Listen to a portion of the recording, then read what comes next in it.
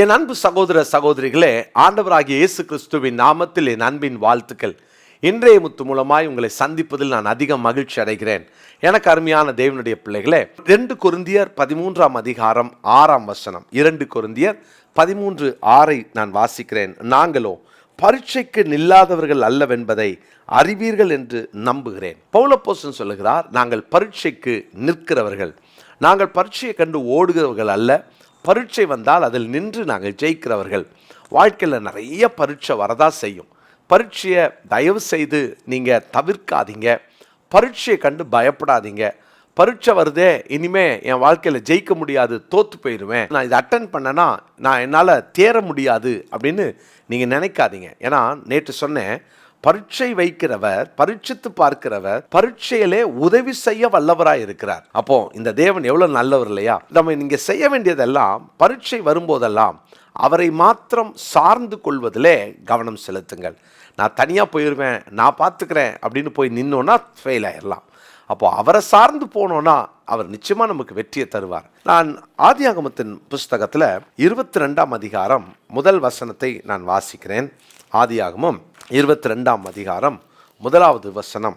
இந்த காரியங்கள் நடந்த பின்பு தேவன் ஆபிரகாமை சோதித்தார். தேவன் ஆபிரகாமை சோதித்தார். God tested Abraham. இங்க வாசிக்கிறோம், ஆபிரகாமை சோதித்தார். எப்படி எனில், அவர் அவனை நோக்கி ஆபிரகாமே என்றார், அவன் இதோ அடியேன் என்றான். அருமையான தேவனுடைய பிள்ளைகளே, ஆபிரகாமுக்கு ஒரு டெஸ்ட் வந்துச்சு. கர்த்தரே அந்த டெஸ்ட்டை கண்டக்ட் பண்றார். அப்போ இந்த இடத்துல நம்ம கவனிக்க வேண்டிய விஷயம் என்னன்னா, இந்த ஒரு அதிகாரத்தில், ஆதியாகமம் 22ஆம் அதிகாரத்தில் நிறைய டெஸ்ட், நிறைய சப்ஜெக்டை இங்கே ஆபிரகாம் அட்டன் பண்ணுறார். பொதுவாக நம்ம எல்லாருக்குமே தெரியும், ஒரு குறிப்பிட்ட வகுப்பில், குறிப்பிட்ட கிளாஸில் இவ்வளவு சப்ஜெக்ட்ஸ் இருக்கும் அப்படின்னு. இப்போ நம்முடைய விக்டோரியஸ் மினிஸ்ட்ரிஸ் பைபிள் இன்ஸ்டியூட்டில் ஒரு செமஸ்டரில் 5 பாடங்கள் கண்டிப்பாக படித்து தான் ஆகணும். இந்த 5 பாடங்களை அவங்க படித்து அந்த செமஸ்டரை அட்டன் பண்ணணும். இதை மாதிரி ஒவ்வொரு சப்ஜெக்ட்ஸ் வரும். நம்முடைய பள்ளிக்கூடங்கள்லையும் கல்லூரியிலும் கூட இந்த மாதிரி சப்ஜெக்ட்ஸ் இருக்கும். சில நேரம் எனக்கு இந்த சப்ஜெக்ட் வேண்டாம் அப்படின்னு நம்ம தவிர்த்து ஓடக்கூடாது. நம்ம எந்த சப்ஜெக்டாக இருந்தாலும் அட்டன் பண்ணணும். இல்லை சார், நான் 4 அட்டன் பண்ணுறேன், இந்த 1 விட்டுறேன், எனக்கு வராது அப்படின்னு நீங்கள் தமிழ், மேக்ஸு, மெயின் சப்ஜெக்ட்ஸ், மற்ற சயின்ஸு இதெல்லாம் நீங்கள் அட்டன் பண்ணிவிட்டு எனக்கு சோஷியல் வராது, ஹிஸ்ட்ரி வராது அப்படின்னு தவிர்க்க முடியுமா? ஃபெயில் தானே. அந்த பரீட்சையை நீங்கள் அட்டன் பண்ணி தான் ஆகணும். ஒரு சப்ஜெக்ட் நீங்கள் அட்டன் பண்ணலனாலும், ஒரு சப்ஜெக்டில் நீங்கள் ஃபெயில் ஆனாலும் ஃபெயில் தான். அதனால் எல்லாமே அட்டன் பண்ணுவோமே. வாழ்க்கையில் மாத்திரம் சில சப்ஜெக்டில் நம்ம வீக்காக இருக்கிறோம்ல பிரியமானவர்களே. நம்ம இன்னைக்கு சில என்னென்ன சப்ஜெக்ட்லலாம் இந்த பரீட்சை வரும்னு நான் உங்கள் கூட சொல்லி தரப்போகிறேன். இந்த செய்தியை நீங்கள் கேளுங்க. உங்களால் முடிந்த வரைக்கும் உங்களுக்கு தெரிஞ்சவங்களுக்கு அனுப்பி வைங்க. இந்த ரொம்ப முக்கியமான செய்தி தேவன் நம்ம கூட பேச விரும்புகிறார். நாம் பரீட்சைக்கு நில்லாதவர்கள் அல்ல, நம்ம பரீட்சைக்கு நின்றுதான் ஆக வேண்டும். சரி, இந்த பரீட்சையில் நிற்கணும்னா முதல்ல என்ன சப்ஜெக்ட்? ஆதியாகமம் 22ஆம் அதிகாரம் முதல் வசனத்தை வாசிக்கிறேன்.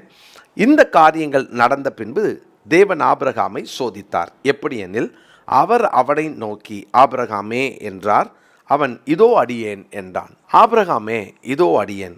2ஆம் வசனத்தில், அப்பொழுது அவர், உன் புத்திரனும் உன் ஏகசுதனும் உன் நேசகுமாரனும் ஆகிய ஈசாக்கை நீ இப்பொழுது அழைத்து கொண்டு மோரியா தேசத்துக்கு போய் அங்கே நான் உனக்கு குறிக்கும் மலைகள் ஒன்றின் மேல் அவனை தகன பலியாக பலியிடு என்றார். முதல்ல ஆபிரகாமுக்கு ஆண்டவர் கொடுத்த வச்ச ஒரு டெஸ்ட் என்னன்னா, உன்னுடைய புத்திரனும் ஏகசுதனும் உன் நேசகுமாரனும் ஆகிய ஈசாக்கை.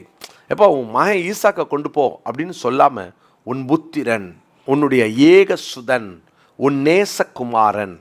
அப்போது குழந்தை, அந்த 13 வயசு வரைக்கும் குழந்தை பருவம், 13 வயசை தாண்டினதுக்கப்புறம் தான் புத்திர பருவம் வரும். அப்போது அவனுக்கு இந்த நன்மை தீமை அறிகிற அந்த பருவம் வந்துவிடும். நிறைய பேர் நினச்சிக்குவாங்க, இவர் குழந்தையாக இருக்கும்போது ஆபிரகாம் ஈசாக்கை பலி செலுத்த கொண்டு போனார், ஆண்டவர் தகன பலி செலுத்த சொன்னதும் ஈசாக்கு ஒரு குழந்தையாக இருக்கும்போது அப்படின்னு நினச்சிக்குவாங்க. அப்படி அல்ல. அவனுக்கு எப்படியும் ஒரு 16-17 வயது இருக்கணும். அவனை தான் புத்திரன் என்று அழைப்பார்கள். கர்த்தர் இந்த இடத்துல ரொம்ப தெளிவாக சொல்கிறாரு, உன் புத்திரனும், அடுத்தது உன்னுடைய ஏகசுதன். இவன் தான் வாக்குத்தத்தத்தின் பிள்ளை, அதனால தான் சொல்கிறாரு உன் ஏகசுதன். அடுத்தது உன் நேசகுமாரன். முக்கியமான வார்த்தை. இந்த நேசகுமாரன் இதை குறிக்க தெரியுமா? ரொம்ப அன்பு வச்சிருக்கிறியப்பா, அவன் பிறந்ததுலேருந்து அவன் பின்னாலேயே ஈசாக் ஈசாக் ஈசாக் ஈசாக், நீ வந்து தான் நான் சிரிக்கிறேன். அவன் பேரே புன்சிரிப்பு. ஈசாக் என்றால் புன்சிரிப்பு. அவன் ஈசாக் ஈசாக்குன்னு ஓடி ஓடி ஓடி அவனை கொஞ்சி எப்படியெல்லாம் அந்த ஈசாக்கு மேலே அன்பு செலுத்திருப்பான்ல. ஆண்டவர் பார்க்குறாரு, சரி ஆபிரகாம், உன் நேசகுமாரனை நீ பலிபீடத்தில் தகன பலியாக செலுத்தணும் அப்படின்னு சொல்கிறார். செலுத்துவியான்னு கேட்கல, நீ போய் தகன பலி செலுத்து, பலி எடு அப்படின்றார். அப்போ அந்த வார்த்தையினுடைய அழுத்தம் என்ன தெரியுமா? ஆப்ஷனே கர்த்தர் கொடுக்கல. இங்கே முதல் பரீட்சை என்ன தெரியுமா? அன்புக்கு வந்த பரீட்சை. பிரியமானவர்களே, அன்புக்கு வருகிற முதல் பரீட்சை. நம்ம சும்மா பாடலாம், அன்பு கூறுவேன் இன்னும் அதிகமாய், நல்லா இருக்கும் இல்லை? மோர் லவ் மோர் பார், நல்ல பாட்டு பாடுவோம். ஆண்டவரே உண்மை நான் அன்பு கூறுகிறேன் அப்படிலாம் சொல்லுவோம். ஆனால் உண்மையிலேயே நம்ம ஆண்டவர் மேலே அன்பு வச்சுருக்கிறோமா? அன்புக்கு ஒரு பரீட்சை வந்தால் தான் தெரியும். நம்ம ரொம்ப நேசிக்கிறத நம்மளை விட்டு கர்த்தர் பிரிக்கும்போது தான் நம்ம யாருன்றது தெரியும்.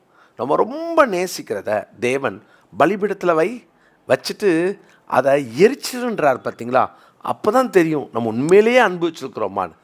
நம்ம நிறைய நேரம் நம்ம உயிரை விட அதிகமாக நேசிக்கிற பொருளாக இருக்கட்டும், நபராக இருக்கட்டும், ஆனால் தேவன் அந்த அன்பு என்னும் அந்த சப்ஜெக்டில் நம்மளை பரீட்சை வைக்கும்போது தான் நம்ம யாருன்னு தெரியும், நம் தரம் தெரியும். அன்றை உமக்காக என்ன வேணால் செய்வேன் அப்படின்னு வாயில் டயலாக் அடிக்கலாம். அந்த அன்பு டெஸ்ட் பண்ணப்படும்போது தான் நம்ம யார், நம்ம அன்பு உண்மையான அன்பா போலி அன்பான்னு தெரியும். நான் இன்றைக்கி கேட்குறேன், தேவன் மேலே நம்ம வச்சிருக்கிற அன்பு உண்மையானதா போலியானதா? உண்மையானது என்று நீங்கள் சொல்லுவீர்களானால் அவர் எதை கேட்டாலும் பலிபீடத்தில் வைக்க ஆயத்தமா? அவர் எதை கேட்டாலும் பலிபீடத்தில் வைக்க உங்கள் இருதயம் விட்டு கொடுக்குமா? ஒருவேளை நான் அவரை விட இதை ரொம்ப நேசிச்சா, சாரி ஆண்டவரே என்னால் இதை பலிபீடத்தில் வைக்க முடியாதுன்னு சொல்லுவோம். ஆனால் இதை விட அவரை அதிகமாய் நேசித்தால், சரி ஆண்டவரே உமக்காக நான் எதை வேணாலும் பலிபீடத்தில் வைக்கிறேன்னு அவரை நம்ம பிரியப்படுத்துவோம்.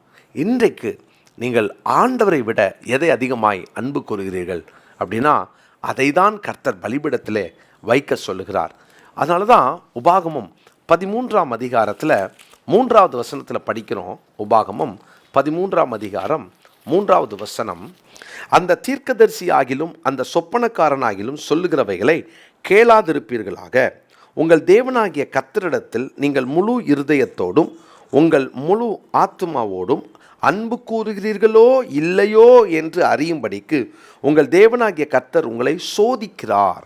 நீங்கள் அன்பு கூறுகிறீர்களோ இல்லையோ என்பதை அறியும்படி கர்த்தர் உங்களை சோதிக்கிறார். அவர் உங்களை டெஸ்ட் பண்ணி பார்க்குறார், அன்பு கூறுறீங்களா இல்லையான்னு. சில நேரம் சில ஃபெயிலியர்ஸை நீங்கள் சந்திக்கலாம். ஏன் தெரியுமா? நீங்கள் அவர் மேலே அன்பு வச்சுருக்கிறீங்களா இல்லையான்னு கர்த்தர் டெஸ்ட் பண்ணுறார். சில நேரம் நம்ம ஏதோ ஒரு விஷயத்தில் தோற்று போய் அவர் மேலே கோபித்து கொள்கிறோம் இல்லையா? என்னையா கடவுள் செஞ்சிட்டார்னு அவரை கேள்வி கேட்குறோம்ல, அப்படின்னா அவர் மேலே எனக்கு அன்பு இல்லைன்னு அர்த்தம். பிரியமானவர்களே, சாத்தான் யோபு குறித்து தேவனிடத்தில் அங்கே அவன் குறை சொல்லும் பொழுது ஆண்டவர் சொல்கிறாரு, என் தாசனாகிய யோபுவை பற்றி எனக்கு தெரியும்ப்பா, அவன் மேலே நீ கண்ணு வச்சியோ, என் தாசனாகிய யோபுவை குறித்து எனக்கு தெரியும். என்ன ஒரு தைரியத்தோடு ஆண்டவர் யோபுவை விட்டு கொடுக்கிறார். அதனால தான் யோபு முன்னிலைமை காட்டிலும் அவனுடைய பின்னிலைமை ஆசீர்வாதமாக இருந்துச்சு, ரெட்டிப்பான நன்மைகளை பெற்றான். ஒருவேளை இன்னைக்கு ஆண்டவர் மேலே வச்சிருக்கிற அன்பு உண்மையான அன்பா? அந்த அன்பின் நிமித்தமாய் அவருக்கு எதை வேணாலும் நம்மளால் செய்ய முடியுமா? அவன் மேல் அன்பு கூறுகிற யாராக இருந்தாலும் சரி, புரிந்து கொள்ளுங்கள், சகலமும் நன்மைக்கு ஏதுவாய் நடக்கிறது என்பதை அறிந்து கொள்வோம். அதனால தான் ரோமர் 8ஆம் அதிகாரத்தின் 28ஆம் வசனம் இப்படியாய் சொல்லுகிறது.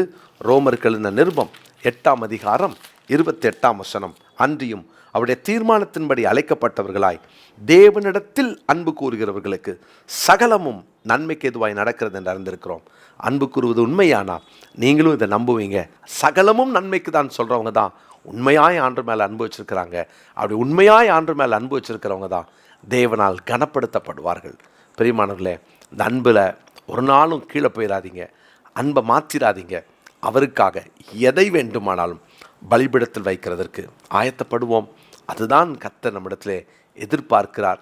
இந்த பரீட்சையில் ஒருவேளை இன்னைக்கு இந்த அன்புன்ற ஒரு பரீட்சை வந்துச்சுன்னா எத்தனை பேர் பாஸ் ஆகும், எத்தனை பேர் ஃபெயில் ஆகும்?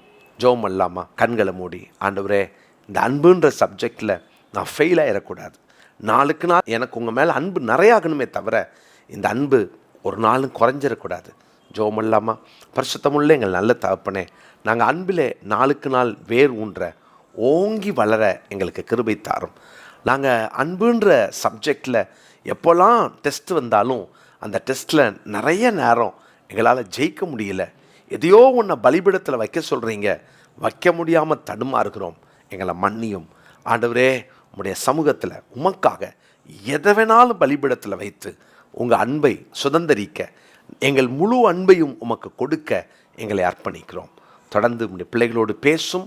இந்த பரீட்சையில் நின்று ஜெயிக்க கிருபை தாரும். இயேசுவின் நாமத்தில் ஜெபிக்கிறோம் நல்ல பிதாவே, ஆமேன். பிரியமானவர்களே, இந்த நாளுக்குரிய மனப்பாட வசனத்தை குறித்து கொள்ளுங்கள். ரோமர் 8:28. ரோமர் 8:28. God bless you.